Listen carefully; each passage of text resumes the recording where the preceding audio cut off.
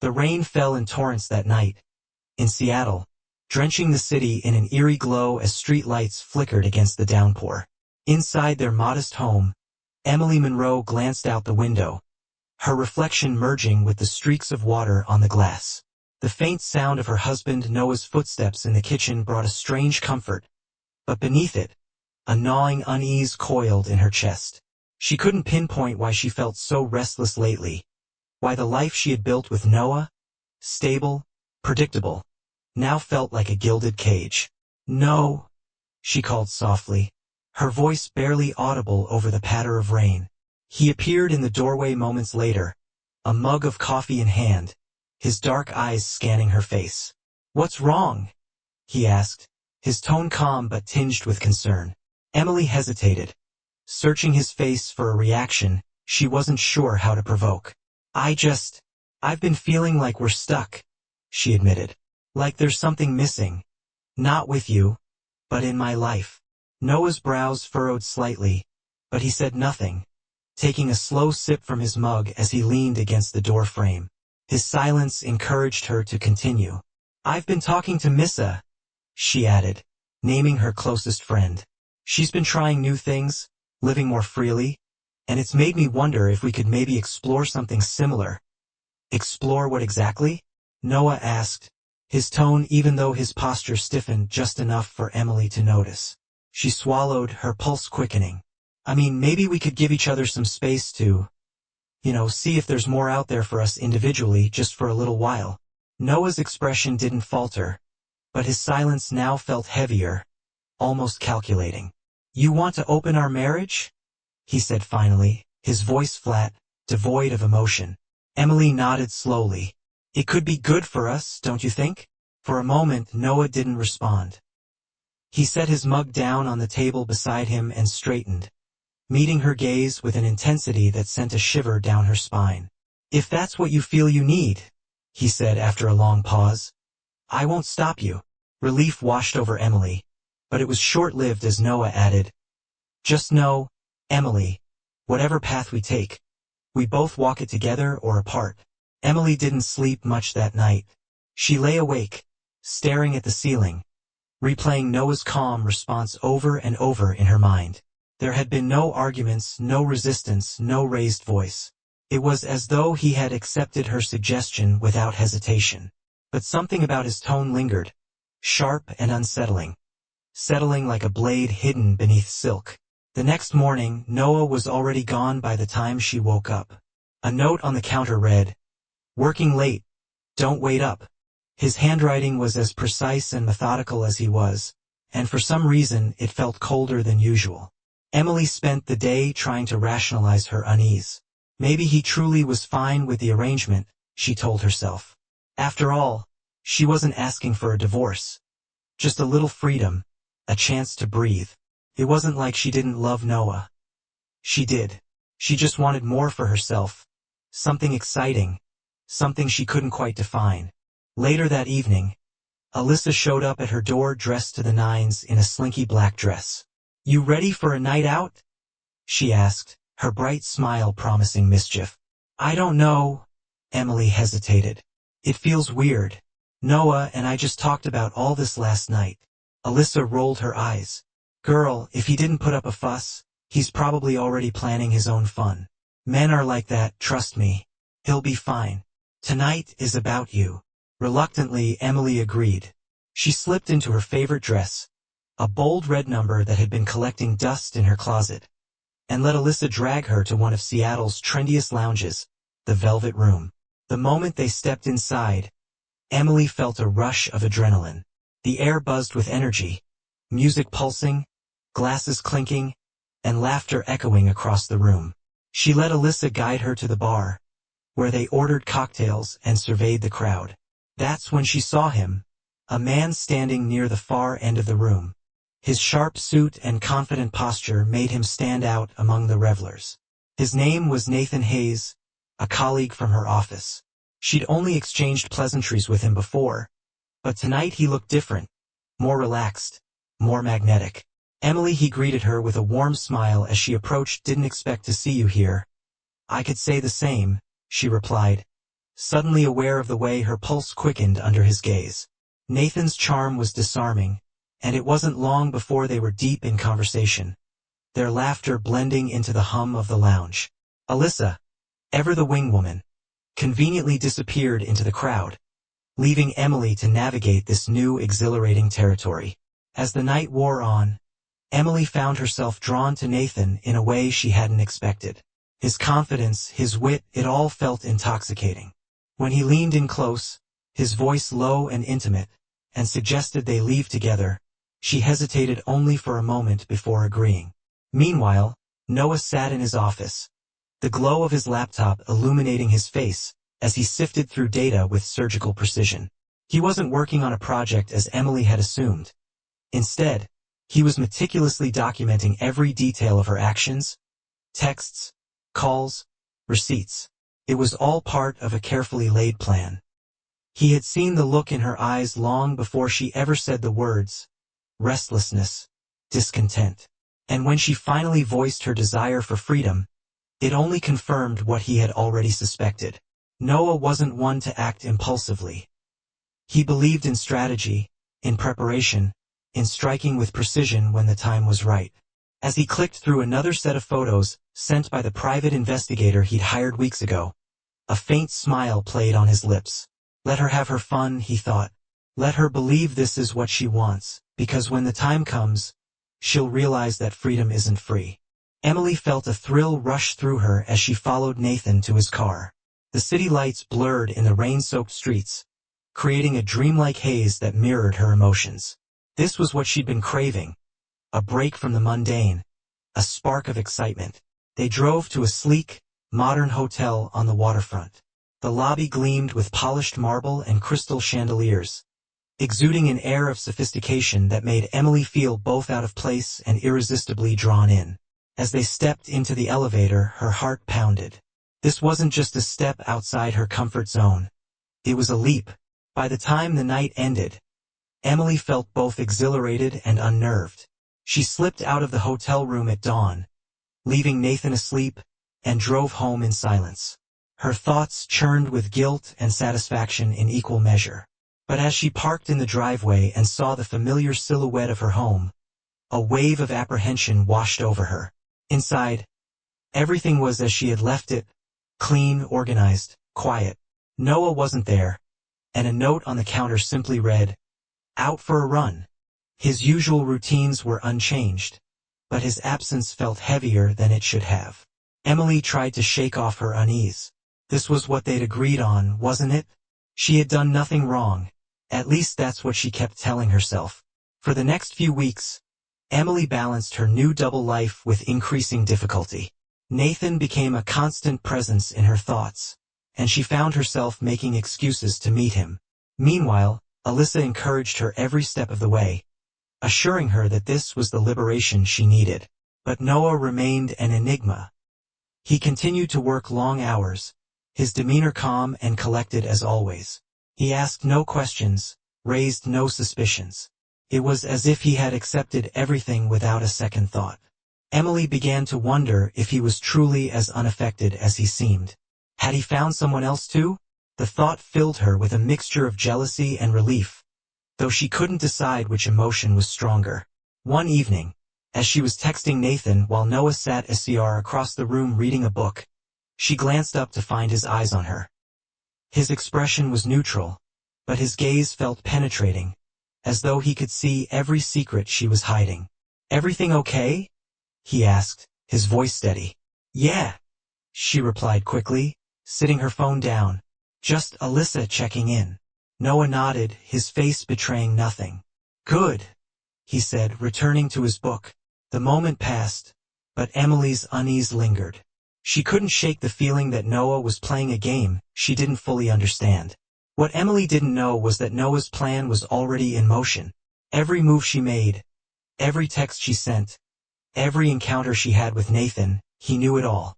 His private investigator had been thorough, and Noah had spent hours compiling the evidence.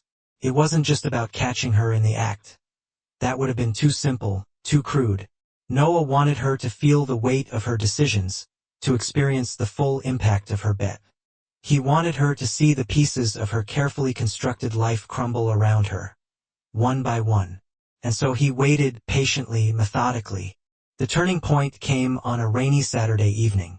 Emily had told Noah she was meeting Alyssa for drinks, but in reality, she was on her way to a private gathering Nathan had invited her to. The event was being held at an upscale penthouse downtown, and Emily couldn't resist the allure of something so exclusive and secretive. When she arrived, the atmosphere was intoxicating. The room buzzed with an air of privilege and indulgence, the guests laughing and clinking glasses as though they were untouchable. Nathan greeted her with a warm smile, his hand resting lightly on her back as he guided her through the crowd.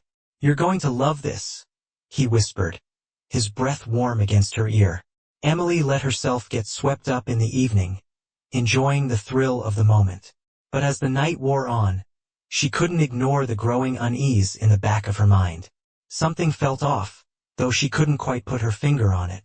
It wasn't until she returned home that she realized why. The house was dark and silent, but as she walked into the living room, she noticed an envelope sitting on the coffee table. Her name was scrolled across the front in Noah's neat handwriting. With trembling hands, she opened it. Inside was a single sheet of paper along with several photographs. The paper was a list of dates, times, and locations, each entry corresponding to one of the photographs. Her and Nathan at the hotel, her text conversations, her lingering glances captured from across a room. At the bottom of the page, Noah had written a single sentence. "Freedom comes at a price, Emily." Emily's legs buckled, and she sank onto the couch, clutching the photographs as her heart thundered in her chest. She flipped through them with trembling hands, each image more damning than the last. It was all there. Her meetings with Nathan, the drinks, the lingering smiles. Noah had known everything. The realization sent a chill down her spine. How long had he been watching? How much more did he know? The list on the paper glared back at her, methodical and precise. Noah's handwriting was as calm as he always was. But now she understood what lay beneath that calm exterior. Her husband wasn't passive or oblivious. He was deliberate, calculating. Her phone buzzed, snapping her out of her reverie. It was a message from Noah. "Don't wait up. I'm staying at the office tonight." Emily stared at the screen, her mind reeling. She had been so sure of herself, so convinced she had the upper hand in this new arrangement. Now she realized how wrong she had been. The photographs felt heavier in her hands, the weight of her choices pressing down on her. She tried calling Noah, but it went straight to voicemail. "Noah, please call me," she said, her voice cracking as she left a message. "We need to talk. I didn't mean for things to go this far." She spent the rest of the night pacing the house, her thoughts spiraling. Each minute that passed without a response from Noah felt like an eternity. By dawn, she was exhausted but no closer to understanding what to do next. At work on Monday, Emily's unease grew. Noah was unusually absent from the office, and her colleagues seemed to whisper more than usual. She tried to focus on her tasks, but her mind kept drifting back to the photographs in the ominous note. Her stomach dropped when she received an email from her supervisor. The subject line read, "Meeting request, urgent." Emily entered the conference room with her heart in her throat. Seated at the table were her supervisor and a member of the HR team. Their faces were grim. "Emily, please have a seat," her supervisor said, gesturing to the chair across from them. She sat, clutching her hands in her lap to stop them from shaking. "We've been made aware of a situation involving inappropriate conduct with a colleague," the HR representative began, her tone clinical. "These matters are taken very seriously, especially given the nature of our workplace policies." Emily felt the blood drain from her face. I don't understand. What are you talking about?" Her supervisor slid a folder across the table. Inside were printed copies of the same photographs Noah had left on the coffee table, along with screenshots of text messages between her and Nathan. "This was sent to us anonymously," her supervisor explained. "We've also received complaints from other employees about the nature of your behavior during work hours." Emily's mind raced. Noah had done this. He had sent the evidence to her workplace, knowing exactly what it would mean for her career. "We'll need to conduct a full review," the HR representative continued. "In the meantime, you're being placed on administrative leave." The words hit her like a blow. Her job, the one stable piece of her life, was now slipping through her fingers. That evening, Emily returned home to find Noah's car in the driveway. Relief and dread collided within her as she rushed inside. "Noah!" she called, her voice echoing through the empty house. She found him in the kitchen, calmly preparing dinner. He looked up as she entered, his expression unreadable. "We need to talk," she said, her voice wavering. "I agree," he replied, setting down a knife and wiping his hands on a towel. "Sit." Emily obeyed, her legs feeling like lead as she sank into a chair at the table. "No, she began, but he held up a hand to stop her. "I warned you, Emily," he said, his tone calm but laced with steel. "I told you that freedom comes at a price. Did you really think I wouldn't notice? Did you think there wouldn't be consequences?" Tears welled up in her eyes. "I never meant to hurt you. I didn't know how to tell you what I needed, what you needed." Noah repeated, his voice colder now. "What about what I needed, Emily? What about honesty, trust, respect? Did those ever cross your mind while you were sneaking around with Nathan?" She sobbed openly now, her facade crumbling. "Please, Noah. I made a mistake. I'll do anything to fix this." But Noah's expression didn't soften. "You made your choice," he said, "and now I'm making mine." He slid a second envelope across the table. Inside were divorce papers. Emily stared at them, her vision blurred by tears. "Noah, please don't do this." "It's already done," he said, rising from his seat.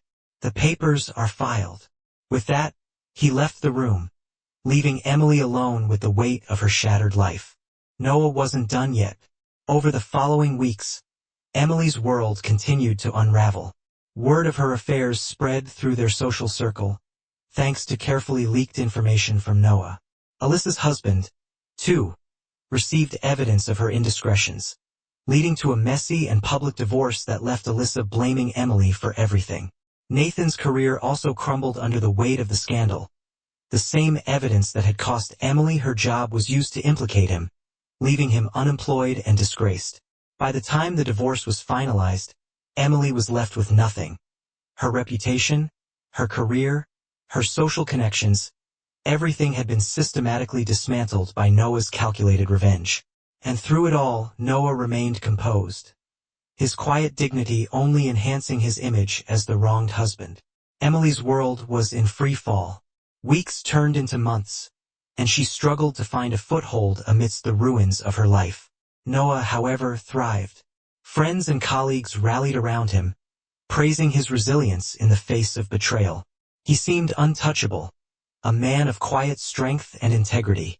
For Emily, the consequences of her actions were unrelenting. Without her job, she was forced to downsize, moving into a modest apartment far from the neighborhood she and Noah had shared. Socially, she became a pariah, her former friends refusing to answer her calls. Alyssa, bitter over her own downfall, cut ties completely, blaming Emily for ruining her life. But the worst blow came when she discovered just how thoroughly Noah had planned his revenge. One evening, while sifting through her sparse belongings in her new apartment, Emily came across a letter in a stack of unopened mail. It was from her bank. As she read the contents, her hands began to shake. Noah had closed their joint account and moved their savings into an account solely under his name. The funds were gone, and with the divorce settlement finalized, Emily had no legal claim to them. The small sum she had been awarded in the divorce was already dwindling, leaving her teetering on the edge of financial ruin. Desperate, she called Noah for the first time in months. To her surprise, he answered. "Noah, please," she began, her voice trembling. "I know I've hurt you, but you've taken everything I have. I have nothing left." There was a pause, and then Noah's voice came through, calm and measured as ever. "You took everything from yourself, Emily. I simply made sure the consequences were delivered." Her breath hitched. "How can you be so cold? We loved each other once." Doesn't that mean anything to you? It did, he replied, his tone unyielding. Until you decided it didn't. Goodbye, Emily. The line went dead, leaving her staring at her phone, tears streaming down her face. As the months dragged on, Emily found herself haunted by memories of her life with Noah. She replayed every moment in her mind, trying to pinpoint where things had gone so horribly wrong. She had sought freedom, adventure, a spark of excitement, but instead, she had lost everything. Nathan, too, had vanished from her life after the scandal. He had left the city, unable to face the damage to his career and reputation. For a time, Emily considered reaching out to him, but the thought of seeing him only reminded her of the betrayal that had set everything in motion. Her nights were plagued by restless dreams, flashes of Noah's calm, calculating smile intertwining with the harsh reality of her loneliness. One day, as Emily walked through a quiet park near her apartment, she spotted a familiar figure in the distance. Noah stood under a tree, his arms crossed, as he spoke to a woman. Emily's heart sank as she watched them. The woman was beautiful, elegant, and animated in her conversation. Noah smiled at her in a way Emily hadn't seen in years, a genuine warm smile that sent a pang of regret through her chest. Unable to help herself, she approached, her steps hesitant. "Noah," she said softly. He turned, his expression briefly neutral before shifting into a polite, detached smile. "Emily?" The woman glanced between them, sensing the tension. "I'll give you a moment," she said graciously, stepping away. Emily stood before him, unsure of what to say. He looked so different now, confident, self-assured, and unburdened. "I didn't expect to see you here," she said finally. "Life's full of surprises," he replied evenly. She hesitated, searching his face for any trace of the man she had once known. "No, I need you to know how sorry I am for everything. I made a mistake, and I've paid for it, but I never stopped caring about you." He studied her for a long moment, his expression unreadable. "I've moved on, Emily," he said simply. "You should too." Her chest tightened, but she nodded, tears stinging her eyes. "I hope you're happy," she whispered. He gave a small, bittersweet smile. "I am." With that, he turned and walked away, leaving Emily standing alone in the park. The weight of her choices pressed down on her once again. From that day forward, Emily began to accept the reality of her new life. It wasn't easy, and the road ahead was uncertain, but she resolved to find a way to rebuild. As for Noah, his calculated revenge had given him closure, and the scars of betrayal slowly began to heal. He found peace in knowing he had reclaimed his life on his terms, and the future stretched before him, bright and unencumbered. Emily's story, however, remained a cautionary tale, a stark reminder that freedom, once taken for granted, could come at the ultimate cost. Months passed, but for Emily, the pain of her downfall remained fresh. Each day felt like a struggle to move forward, to find meaning in the fragments of her shattered life. The vibrant, exciting world she had once longed for now seemed like a distant, unattainable dream. She worked odd jobs to make ends meet, her career prospects crippled by the scandal Noah had orchestrated.